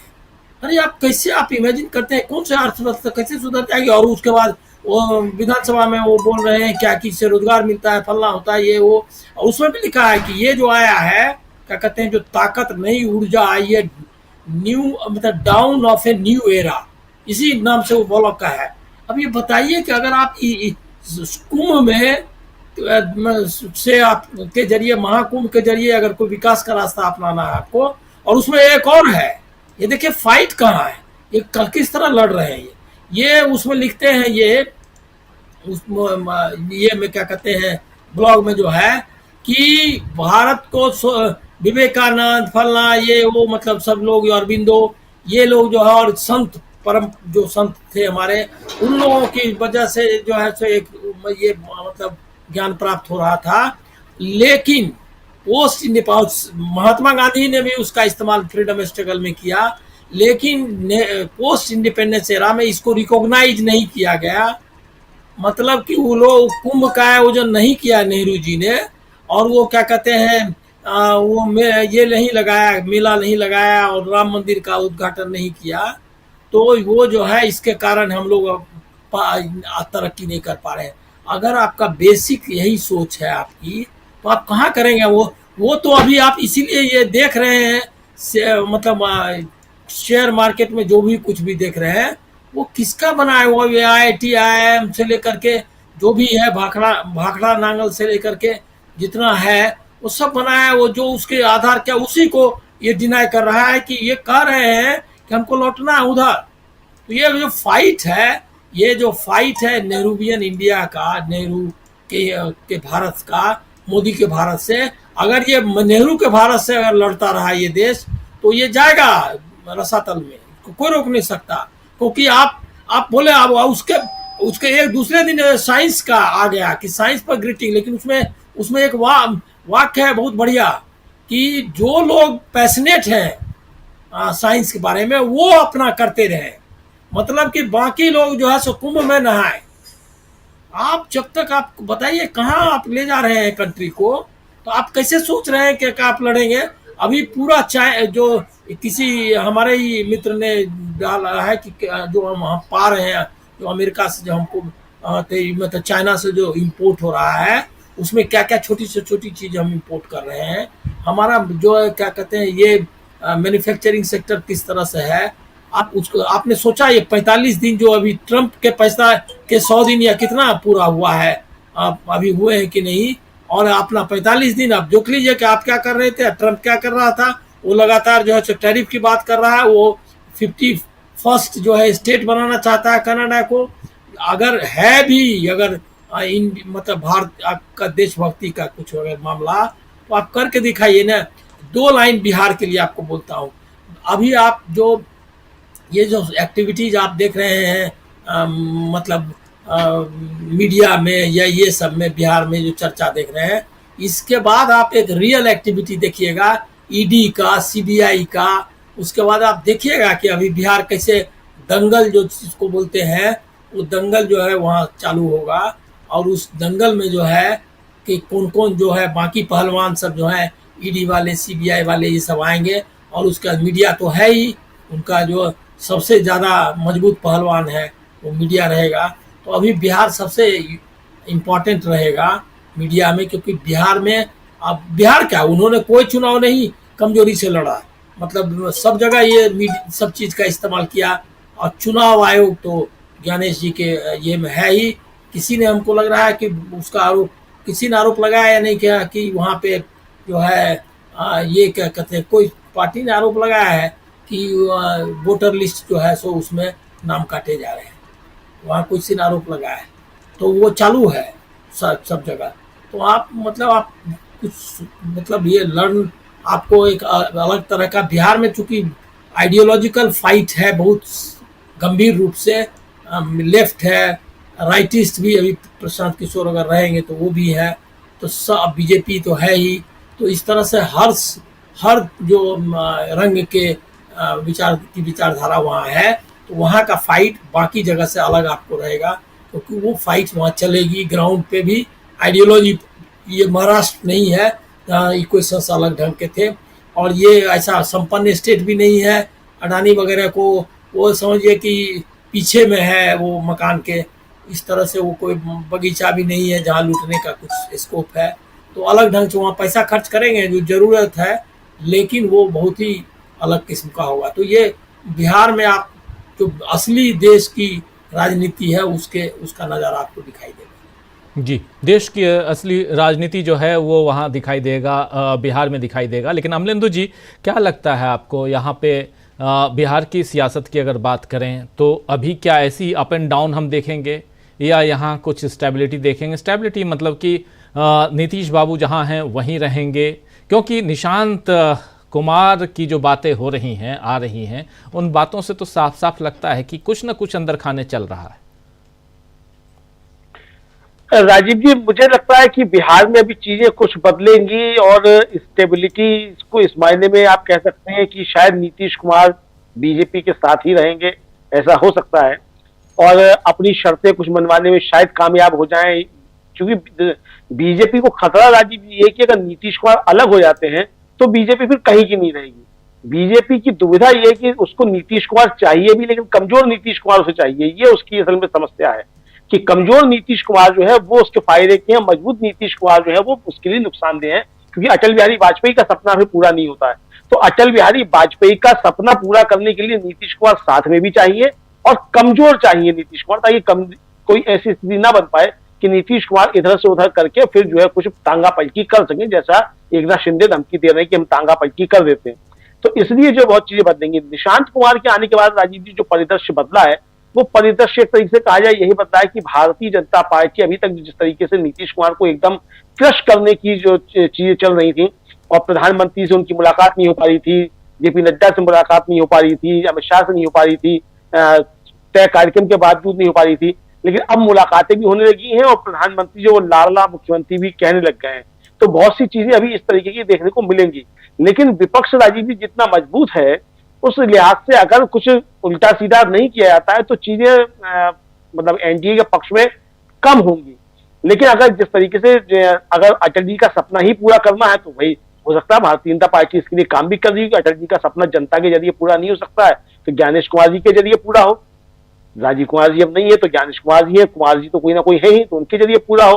तो अटल जी का सपना बहुत महत्वपूर्ण है बिहार के लिए, तो वो उसको पूरा करना है तो उस हिसाब से काम किया जाएगा। लेकिन यहाँ पर नीतीश कुमार राजीव जी मुझे लगता है कि अभी भी जो है वो एक कहा जाए कि वो मजबूत स्थिति में इस मामले में है कि उन्होंने अपनी पार्टी एक तरीके से बचा ली है, जो कहा जाए निशांत कुमार को आगे लाकर। वरना जो भारतीय जनता पार्टी की परियोजना थी वो परियोजना एआईएडीएम के बनाने की लगता है रही होगी जनता दल यू को भी, क्योंकि जिस तरीके की चीज सब पिछले दिनों सब चल रही थी। लेकिन नीतीश कुमार ने फिलहाल उस पर एक तरीके से विराम लगा दिया है। और जो आज तेजस्वी जो थे वो सलाह दे रहे थे राजीव जी, तेजस्वी ने तो खैर अब सलाह दी है, पहले भी कहा कि निशांत कुमार आए राजनीति में, लेकिन सलाह यही थी कि पार्टी अगर बचानी है तो निशांत कुमार आगे आए और आके उसको संभालें अपनी पार्टी को, तो शायद पार्टी बच जाए। वरना भारतीय जनता पार्टी जो है वो जेडीयू को हजम करने की पूरी प्लानिंग बना चुकी है।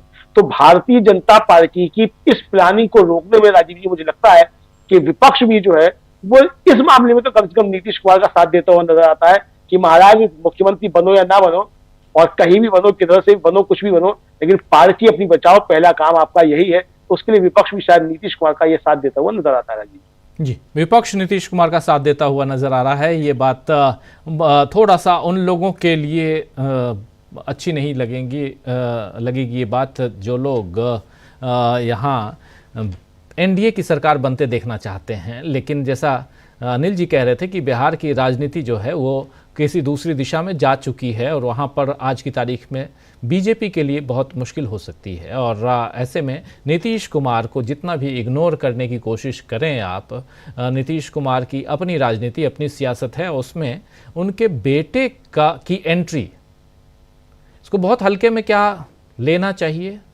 अभी जबकि वो राजनीति में नहीं आए हैं? जरा एक छोटा छोटा कमेंट चाहूँगा आप लोगों से, और खासकर नीतीश बाबू के बेटा यानी निशांत कुमार के बारे में। डॉक्टर साहब कैसे देखते हैं आप? देखिए, अगर निशांत कुमार राजनीति में आते हैं तो प्रधानमंत्री नरेंद्र मोदी के लाल किले की प्राचीर से दिए गए भाषण, संसद में दिए गए भाषण और उन भाषणों में परिवारवाद के खिलाफ उनकी हुंकार एक बार फिर सुननी चाहिए। यद्यपि अभी जुमा 4 दिन पहले दिल्ली में भी साहब सिंह वर्मा के सुपुत्र परवेश साहब सिंह वर्मा भी कुर्सी पर बैठे हैं, वो भी परिवारवाद की ताबूत में कील ठोकने का काम किया मोदी जी ने। उनकी अपनी पार्टी में, उनकी अपनी सरकार में, केंद्र सरकार में, जिन राज्यों में बीजेपी की सरकारें हैं वहां कितने पुत्र और पुत्रियां हैं मोदी जी भूल जाते हैं। तो नीतीश कुमार के पुत्र ने कोई अपराध नहीं किया कि उसे राजनीति में आने से सिर्फ इसलिए रोक दिया जाए कि वो परिवारवाद की निशानी होगा, कि वो किसी मुख्यमंत्री का बेटा है। इसलिए निशांत कुमार का भी स्वागत होना चाहिए। बिहार में तो तेजस्वी यादव भी राजनीति कर रहे हैं, वे भी किसी के सुपुत्र हैं। चिराग पासवान भी राजनीति कर रहे हैं, वे भी सुपुत्र हैं। उनके भाई, भतीजे, चाचा, ताऊ, न जाने कितने लोग हैं बिहार में, तीनों चारों पार्टियों में, जो अपने अपने परिवारों की राजनीतिक विरासत को आगे बढ़ा रहे। मध्य प्रदेश में न जाने कितने नेता हैं, विश्वास सारंग है, शिवराज सिंह की मोहन यादव की सरकार में मंत्री हैं, पहले यशोधरा राजे मंत्री थी, ओम प्रकाश अखिलेचा मंत्री थे, अनेक नाम। तो मुझे लग रहा है निशांत कुमार राजनीति में कैसे साबित होंगे, सफल रहेंगे, असफल रहेंगे, अभी हम लोग उनके बारे में बहुत ज्यादा नहीं जानते, उनके तेवरों के बारे में भी जानकारी नहीं है। उनके पिता 7 बार के 6 बार के मुख्यमंत्री हैं, उन्हें एक परोसी हुई थाली मिलेगी, विरासत में अपने पिता का पूरा अतीत मिलेगा, परंपरा मिलेगी, एक वोट बैंक मिलेगा। लेकिन इसके साथ साथ उन्हें मिलेंगी चुनौतियां, जिनका अभ्यास नीतीश कुमार को तो है पर उनके सुपुत्र को अभी नहीं है। बीजेपी की दुरभिसंधियों से निपटना, मोदी शाह की चालों को समझना, उसके बाद अपनी पार्टी को बचाए रखना, सरकार को बचाए रखना, बचाकर चलाए रखना पूरे 5 साल या जितने साल मैंने सरकार में बैठने के बाद। तो कई चीजें हैं जो भविष्य के गर्त में है, लेकिन आइए उनका स्वागत करें। बिहार में इस बार एक परीक्षा इस बात की भी हो जाए कि प्रशांत किशोर पांडे जी, जिनको 15% वोट अभी यशवंत देशमुख की एजेंसी ने बताए हैं, क्या सचमुच में वे 15% वोट ले जाएंगे? और अगर वे इतने वोट ले रहे तो वे किसका नुकसान करने जा रहे हैं? क्या भारतीय जनता पार्टी का, क्या नीतीश कुमार का, क्या तेजस्वी यादव, या कांग्रेस का जो उनका गठबंधन है उसका? तो उनका गुब्बारा भी जितना फूल रहा है कई सालों से, उसकी भी हवा चेक हो जाएगी एक बार कि कितनी हवा भरी है, कितना ऊपर जाने वाला है। और अगर इस बिहार विधानसभा के चुनाव में प्रशांत किशोर ने कोई सम्मानजनक स्थान नहीं पाया तो उनकी राजनीतिक महत्वाकांक्षाओं पर भी फिलहाल तो विराम लग जाएगा। तो कई चीजें बिहार के चुनाव में देखने लायक होंगी, दिलचस्प होगा नजारा। जी राजीव। बिल्कुल, बिहार के चुनाव से पहले क्या वहां पर बहुत कुछ सियासत अभी बाकी है? अनिल जी, क्या लगता है? नहीं, वहां तो सबसे जो अभी जो मतलब नाटक में जो एकदम जो ट्विस्ट कहते हैं वो आ गया निशांत के आने से। और उसने लेकिन अभी तक जो दिखाया है उसमें तो काफ़ी मैच्योरिटी दिख रही है।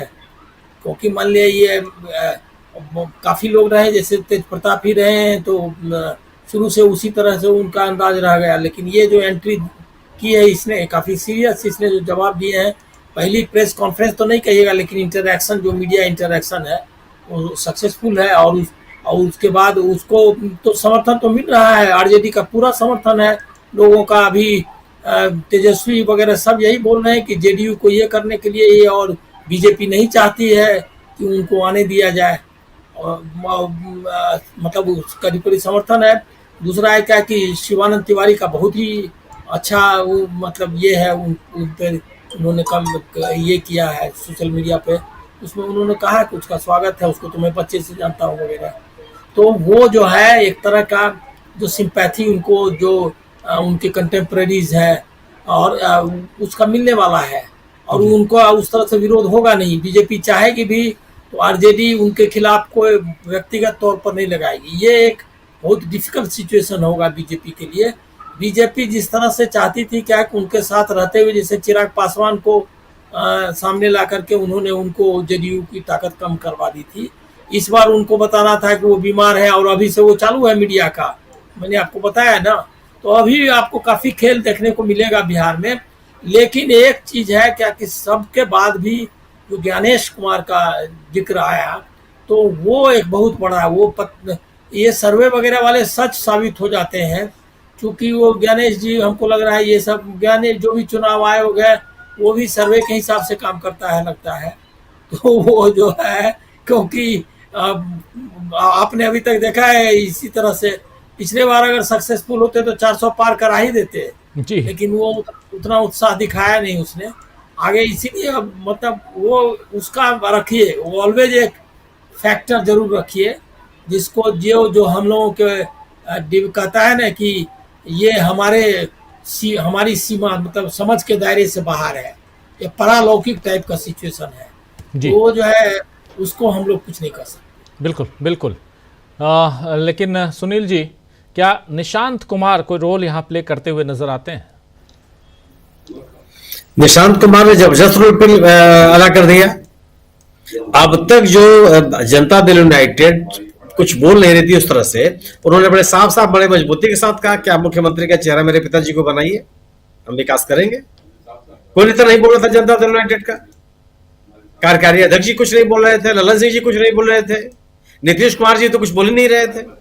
और इस बात को लगातार दोहराया है निशांत कुमार ने। और ऐसा भी नहीं है, निशांत श्रवण कुमार जो पार्टी में महत्वपूर्ण व्यक्ति भी हैं और मंत्री भी हैं, वो लगातार उनके साथ बने हुए हैं। ऐसा नहीं है कि निशांत कुमार ऐसे ही घूम रहे हैं सड़क पर और लोगों ने पकड़ के पूछ लिया और उन्होंने कुछ भी बोल दिया। तो यह जो बात उन्होंने कही है, यह पूरी तरह से बिहार की राजनीति को प्रभावित करती है। भारतीय जनता पार्टी से बहस नहीं करना चाहती मुख्यमंत्री के चेहरे पर। वो गोल गोल बात कर रही है कि उनके नेतृत्व में चुनाव लड़ा जाएगा। अरे सवाल इस बात का है कि मुख्यमंत्री कौन बनेगा, और आप बता रहे हैं कि जो पोस्टर छपेंगे फलाने प्रेस में छपेंगे। सवाल मूल प्रश्न का जवाब दीजिए ना। तो निशांत कुमार की जो बात करने का तरीका है वो एक गंभीर किस्म की है। वो इस तरह से कभी उन्होंने अपने आप को प्रस्तुत नहीं किया कि बस ठीक है चले आए और जो मन में आ रहा अब वो ये बोल दे रहे हैं। तो यह जो मुख्यमंत्री पद की दावेदारी निशांत कुमार के माध्यम से की जा रही है वह महत्वपूर्ण है। भारतीय जनता पार्टी इस पर कोई बहस नहीं करना चाहती, और निश्चित रूप से और निशांत कुमार को मैंने अगंभीर व्यक्त नहीं ले सकते हैं। भारतीय जनता पार्टी की भी ये चिंता, भारतीय जनता पार्टी पूरी तरह से जनता दल यूनाइटेड पर नियंत्रण करना चाहती थी। और अगर आप देखिए कि अपने लोगों को किस तरीके से उन्होंने स्थापित किया। जो लोग भारतीय जनता पार्टी सोच रखने वाले लोग हैं वो आज जनता दल यूनाइटेड के प्रमुख पदों पे हैं। यह बात नीतीश कुमार जी ने कही थी कि प्रशांत कुमार को उन्होंने पार्टी में महत्वपूर्ण पद दिया था अमित शाह के कहने पर जी। उन्होंने उनका सुझाव दिया। तो भारतीय जनता पार्टी अपने लोगों को किस तरीके से स्थापित करती है यह आप देख चुके हैं। यह आप महाराष्ट्र में भी आपने देख लिया। भारतीय जनता पार्टी के उम्मीदवारों को किस तरीके से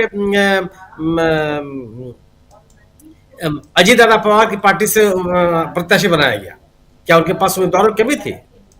तो भारतीय जनता पार्टी पार्टी विशेष पर कब्जा करने का अपना एक तरीका है। निशांत कुमार के आने से यह जो एक तरह की कोशिश चल रही थी उस पर विराम लगेगा, और भारतीय जनता पार्टी इसको नहीं स्वीकार करने के लिए तैयार थी। वो ये चाह रही थी कि जनता दल यूनाइटेड का मतदाता समर्थक वर्ग ये सब उनके साथ चला जाए। इसलिए वह कम सीटें होने के बावजूद भी नीतीश कुमार को मुख्यमंत्री पद पर बनाए हुए थे कि वह उनको नीतीश कुमार के साथ साथ उनका समर्थक वर्ग भी उनके साथ जुड़ जाए। निशांत कुमार की उपस्थिति से यह सपना पूरा होता हुआ नहीं दिखता। निशांत कुमार अपने पार्टी को लेकर के, अपने संगठन को लेकर के, अपनी सरकार को लेकर के, सरकार में अपनी पार्टी के दावेदारी को लेकर के गंभीर दिखते हैं। उन्होंने कहीं भी अपनी बातों को में कोई संशोधन नहीं किया। और अगर निशांत कुमार इस तरह की ही बात कहते रहेंगे, और मुझे लगता है जिस तरीके से उनकी जो बॉडी लैंग्वेज है उससे पीछे नहीं हटने के लिए तैयार हैं, तो भारतीय जनता पार्टी का सपना पूरा होता हुआ नहीं दिखता। और निशांत कुमार के माध्यम से नीतीश कुमार की उपस्थिति, उनके समर्थक वर्ग की भी नीतीश कुमार जी के साथ बने रहने की कोशिश है। यह भारतीय जनता पार्टी को अपने बूते सरकार बनाने का जो सपना है वो कहीं से पूरा होता हुआ दिखाई नहीं पड़ता। निश्चित रूप से निर्वाचन आयोग की बात की भूमिका से आप इनकार नहीं कर सकते, लेकिन मेरा अपना मानना यह है कि चूंकि विपक्षी दल और एनडीए के सहयोगी दलों में भी जो सहयोगी दल है वो संगठनात्मक स्तर पर बिहार में मजबूत है, तो वे जो काम मतदाता सूची में चयन करने में जो सफल हो जाती थी, मुझे लगता है कि वो सफलता नहीं मिल पाएगी। सरकार में भी बीजेपी वहां नहीं है। सरकार वहां पर जनता दल यूनाइटेड की है, मुख्यमंत्री और जनता दल यूनाइटेड का। तो निर्वाचन आयोग की भूमिका को लेकर के तरह तरह के सवाल हैं, और उन सवालों का जवाब देने की कोशिश कभी निर्वाचन आयोग ने नहीं की। ये एक महत्वपूर्ण प्रश्न है कि अगर और सरकार क्या चाहती है निर्वाचन आयोग के कामकाज को लेकर के, इस बात से पता चलता है कि वो अपने नियंत्रण का निर्वाचन आयोग चाहती है। एक प्रतिबद्ध निर्वाचन आयोग चाहती है। एक प्रतिबद्ध निर्वाचन आयोग चाहने वाली सरकार स्वतंत्र और निष्पक्ष चुनाव कराने के लिए संकल्पबद्ध है, ऐसा तो सोचा भी नहीं जा सकता। बावजूद इसके मेरा अपना मानना है कि राजनीतिक दलों की संगठनात्मक स्तर पर मजबूत स्थिति बिहार में वो भारतीय जनता पार्टी के लिए बड़ी चुनौती है। जी बिल्कुल, भारतीय जनता पार्टी के लिए एक बड़ी चुनौती। जरा अमलेंदु जी आपसे भी समझना चाहता हूं, निशांत कुमार कितनी बड़ी चुनौती अब बिना राजनीति में आए हुए, उसके बाद भी उन्होंने हिला के तो रख दिया है। लालू प्रसाद यादव और नीतीश कुमार के संबंध बहुत अच्छे हैं, लालू अंकल हैं, और लेकिन मोदी जी चूंकि गठबंधन के नेता हैं इसलिए वो पसंद हैं। ये दोनों अलग अलग सेंटेंस हैं, और गठबंधन में नहीं रहेंगे तो वो पसंद नहीं है। लेकिन लालू यादव पसंद है क्योंकि बचपन से लालू यादव और नीतीश कुमार साथ ही रहे हैं।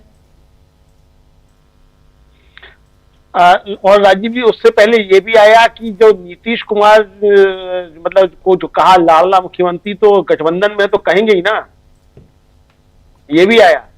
यानी जो आपने कहा लाडला मुख्यमंत्री, तो कोई आपने ऐसा नहीं कर दिया गठबंधन में तो आप कह रहे हैं लाडला मुख्यमंत्री, लेकिन लाडला मुख्यमंत्री कहने के साथ ही ये कह भी दिया कि आप पिताजी को मुख्यमंत्री का घोषित कीजिए चेहरा, कि इनके ही उस पर लड़ा जाएगा।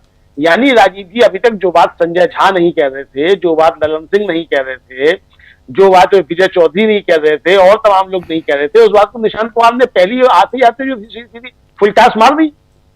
और कब मारा ये फुलटास? ये तब मारी फुलटास जब जेपी नड्डा पटना में मौजूद थे, आगे होते ही उतरे थे पटना की जमीन पर। तो पाटलिपुत्र पर राजीव जी इंद्रप्रस्थ से अगर कोई जाएगा या गुजरात का कोई व्यापारी जाएगा तो पाटलिपुत्र पे आसान नहीं है बैटिंग करना। पाटलिपुत्र में बड़ा कठिन चीजें हैं। तो निशांत कुमार ने राजीव जी जिस तरीके से आए हैं, अब कहा जा रहा है कि साहब वो बिल्कुल जो है वो राजनीति से दूर रहते हैं। बिल्कुल ठीक बात है, राजनीति से दूर रहते हैं कि वो भजन करते हैं, ये भी अच्छी बात है, भजन करते हैं, इसमें कोई दो राय नहीं है। लेकिन रहते तो मुख्यमंत्री निवास में ही है ना, रहते तो नीतीश कुमार के साथ ही है। सुबह से शाम तक देखते हैं कि क्या क्या उठापटक चल रही है, कैसे चल रही है। तो इतना तो राजीव जी हो ही जाता है।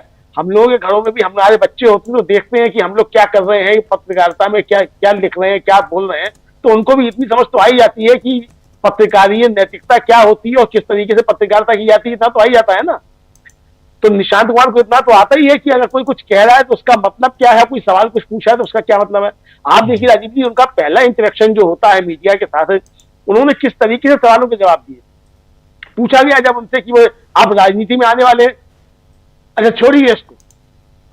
फिर कहा गया कि वो तेज प्रताप जो चलते चलते कहा, तेज प्रताप कह रहे हैं कि आपको आरजेडी ज्वाइन कर लेना चाहिए। तो कहने दीजिए, जनता के बीच जाएंगे वही तय करेंगे। तो जनता अगर कहेगी तो आएंगे, तो छोड़िए इसको, कह के आगे बढ़िए। तो यानी अगर जनता कहेगी राजीव जी कि आप आइए, जनता तय करेगी, तो जनता तो तभी तय ना करेगी ना जब आप राजनीति में आएंगे, तभी जनता तय करेगी। जनता पहले से कैसे तय कर देगी कि आप राजनीति में आएंगे कि नहीं आएंगे। और अगर आप जनता से पूछ रहे हैं कि राजनीति में आपको आना है कि नहीं आना है, इसका मतलब कि आप तैयार हैं राजनीति में आने के लिए। तो पहली ही बार में राजीव जी निशांत कुमार ने जो बातें कही हैं, वो एक सदे हुए राजनेता की तरीके से, मतलब उनका जो डेब्यू हुआ है, वो डेब्यू बिना किसी घोषणा के तरीके से कहा जाए तो बिहार की राजनीति में भारतीय जनता पार्टी को काफी ज्यादा चौंकाने वाला है। और किसी को शायद ये उम्मीद नहीं रही होगी कि निशांत कुमार इस तरीके से आकर पहली बार में ही ऐसी बैटिंग करेंगे कि भारतीय जनता पार्टी जो है उसको क्लीन बोल्ड हो जाएगी एकदम से। तो ये राजीव जी निशांत कुमार की जो एंट्री हुई है, ये मुझे लगता है कि जो जनता दल यू के तमाम जो बड़े नेता जो समझे जाते हैं, जो दिल्ली में बैठकर के सब चीजें संभालते हैं, उनको भी ये जानकारी नहीं रही होगी कि निशांत कुमार की इस तरीके से एंट्री होने वाली है। क्योंकि आज तेजस्वी यादव ने एक आरोप लगाया है कि जनता दल यू और बीजेपी के कुछ नेता मिलकर निशांत कुमार को राजनीति में आने से रोकने के लिए षड्यंत्र रच रहे हैं। और राजीव जी, इस बात का खंडन जनता दल यू की तरफ से नहीं आया है, ना बीजेपी की तरफ से आया है अभी तक कि तेजस्वी यादव तो फालतू की बात कर रहे हैं, ऐसा कुछ नहीं है। अभी तक कोई खंडन नहीं आया है। तो यानी जिन लोगों की तरफ इशारा तेजस्वी यादव कर रहे हैं, वो बात नीतीश कुमार भी जानते होंगे। जाहिर सी बात है कि नीतीश कुमार जब इतने समय से राजनीति कर रहे हैं, और आपको याद होगा राजीव जी कि वो पहले कहा था कि 70 साल तक जो था वो सांप गले में लिपटा हुआ था, कुछ इस तरह की बात कही थी जब पहले छोड़ा गया था साथ इनका बीजेपी का। तो यानी कि जो गले में सांप लटका हुआ है, तो गले में सांप तो अब भी लटका हुआ है, तो वो जानते हैं कि गले में जो सांप लटका है तो उसको कितना दूध पिलाना है, उसको गले में से कैसे उतारना है। नीतीश कुमार इसको जानते हैं। तो नीतीश कुमार ने गले में जो सांप लिपटा हुआ है, उस सांप का जो है वो फन पकड़ लिया है, ये आप समझ सकते हैं जी। गले का सांप, सांप का फन। अभी महाशिवरात्रि कल ही परसों ही पूरे देश ने मनाया है। चलिए, सांप की बात आई तो भगवान शिव याद आ गए।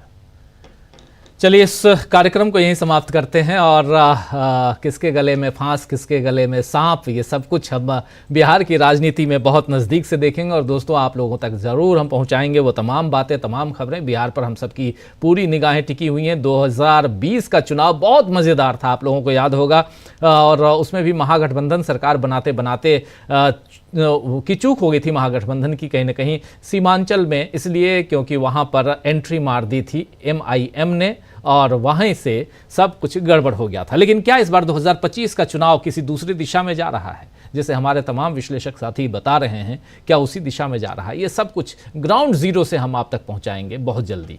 आज इस कार्यक्रम को यहीं समाप्त करने की इजाज़त चाहता हूं और बहुत बहुत शुक्रिया अदा करता हूं डॉक्टर राकेश पाठक जी, अनिल सिन्हा जी, सुनील शुक्ला जी और अमलेंदु उपाध्याय जी। आप सबका बहुत शुक्रिया, बहुत धन्यवाद। आप